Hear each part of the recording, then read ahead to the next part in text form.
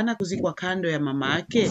Ilikuwa ni miaka wa 62. Mama yake Mary Juma Odinga alifariki tarehe 5 Novemba 1984.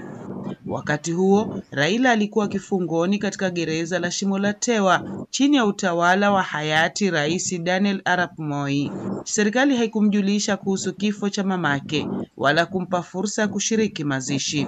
Ilichukua miezi miwili baadaye kabla askari wa gereza kumfahamisha, wakati huo akiwa bado amezuiliwa. Raila mwenyewe aliwahi kutamka huo ndio ulikuwa msiba mkali zaidi maishani mwake, na kuiamrisha familia kutozika mtu yeyote kando ya kaburi la mamake hadi siku atakayokufa na kuzikwa hapo. Ingawa baadaye alisamehe serikali ya Moi na hata kushirikiana nayo kwa kufanya kazi kwa pamoja.